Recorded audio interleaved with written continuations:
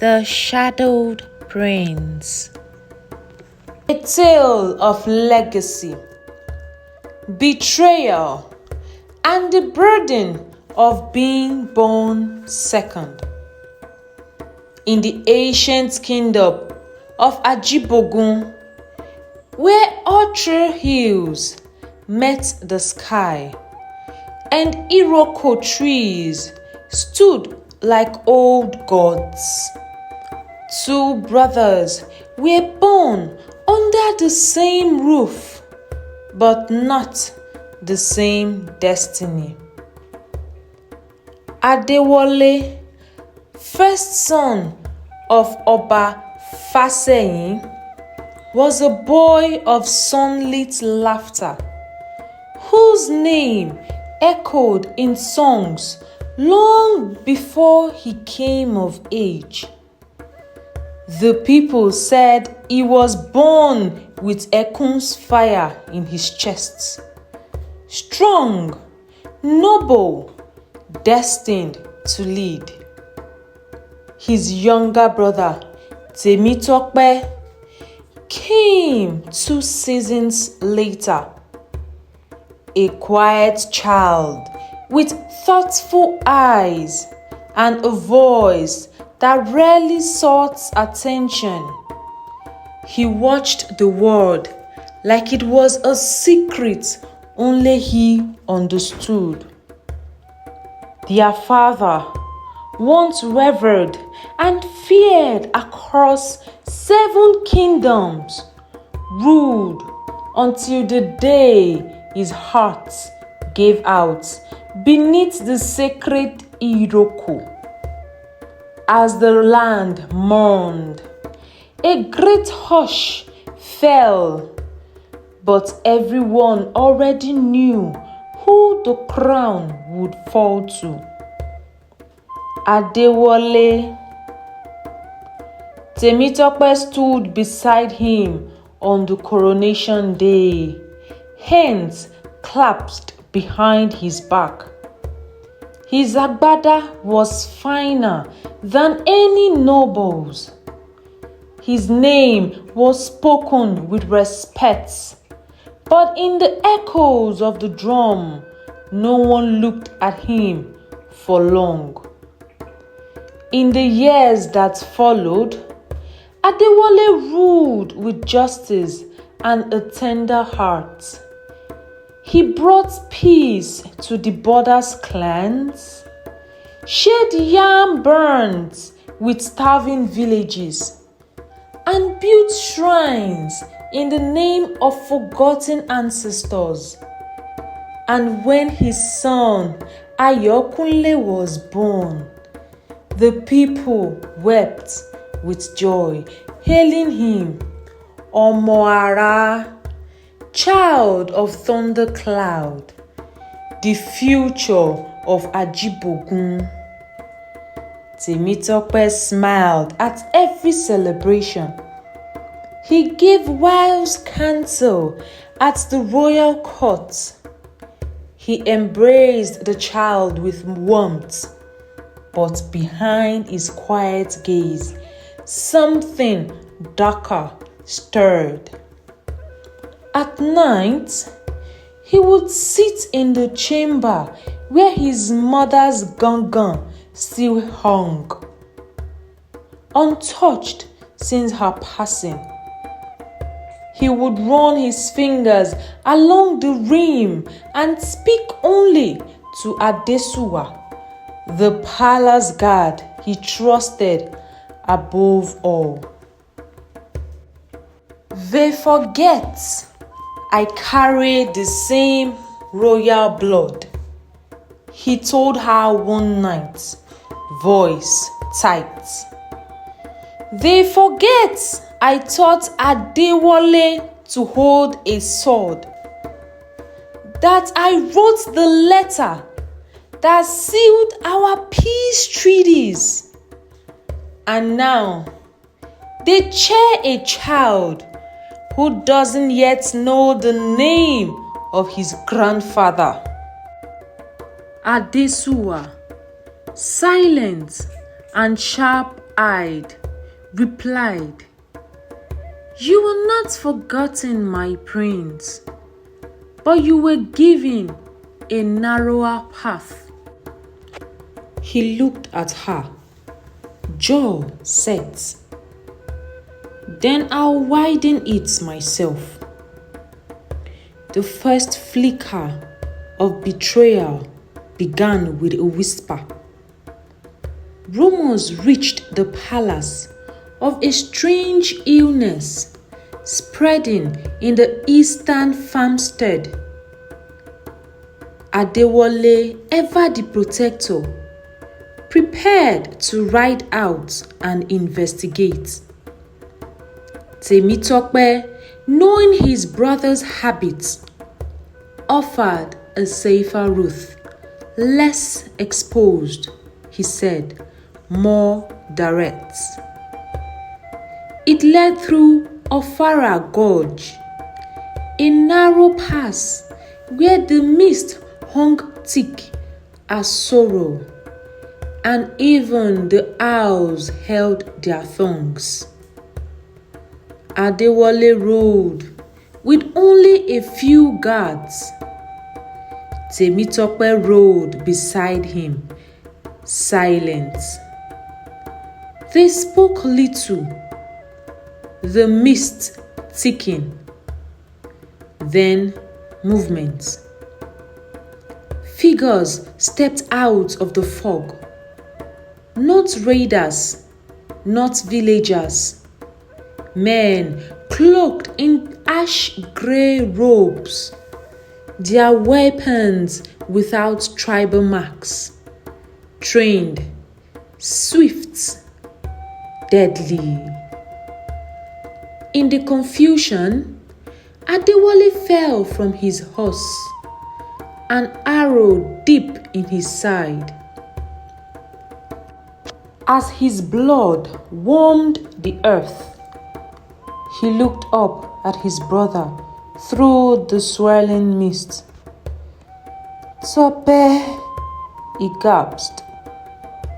"What is this?" Temitope knelt beside him, voice calm. "You ruled well, brother. Truly you did."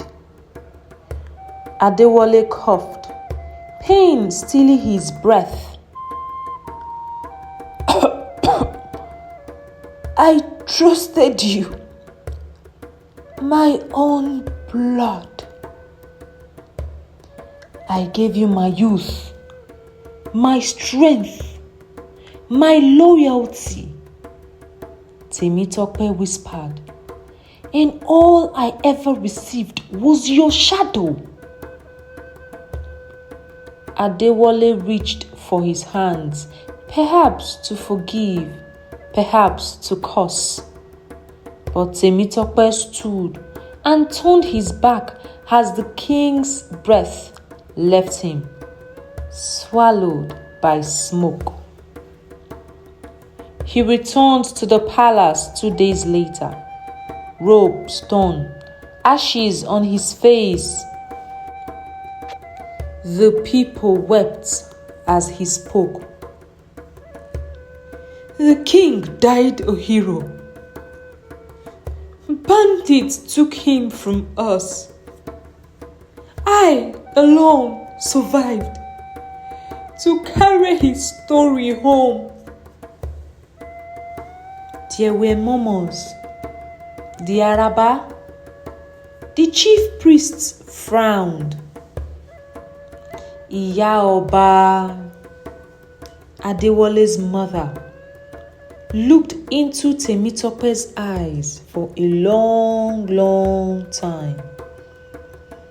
"You came back too clean," she said softly, "even when your heart should be dirty."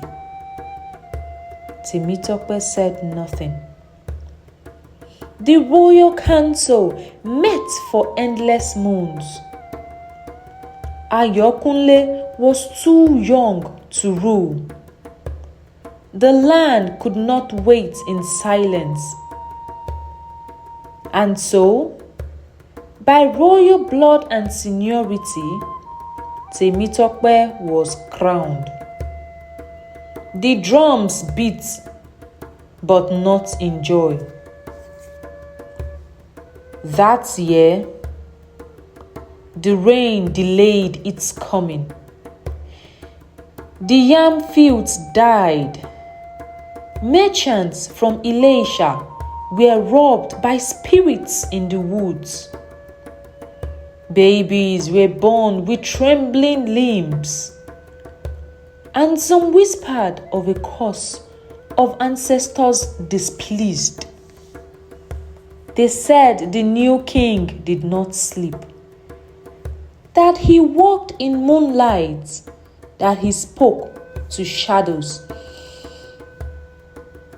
Adesuwa remained by his side, but her eyes now watched him like a stranger. You wear the crown, she said one night, beneath the stars. But the throne has never looked heavier. Temitope did not answer. Unknown to him, Ayokunle had been spirited away that very night by two of Adewole's most loyal guards, hidden in a tattered hut by the river banks, raised in silence, tempered by grief. Over the years, the boy became a man, and the man became a blade. When Ayokunle returned, it was not with fanfare. He entered the palace during the harvest feasts, clothed like a traveler. No one recognized him, not even the guards. He found Temitope alone in his chambers, tracing the rim of his mother's old drum. I've come for the truth, Ayokunle said, drawing a blade no longer than his forearm. Temitope did not flinch, only looked wary. He glanced at the boy, now a man, and nodded once. I wondered when you would come. Did you kill him? Ayokunle asked, voice trembling. Temitope rose slowly, facing the son of the brother he once adored. I let him fall, he said, his voice quiet. And I thought the gods would crown me in glory, but they crowned me with silence. Ayokunle grip tightened. He trusted you. Yes, Temitope said. And that's what made it easy. He did not resist as Ayokunle bound his hands and led him into the dawn. The people gathered at the palace steps. The queen mother, now silver-haired and stooped, stepped forward once more. She looked into her younger son's face and said, This is the end you chose, Temitope, not by birth, but by your own hand. Before the gathered council, the truth was spoken, the curse lifted. And as the fire rose beneath the Oro stake, Temitope looked out to the distant hill and whispered into the breeze. I only wanted to be seen. And the wind, out of mercy, carried his words away.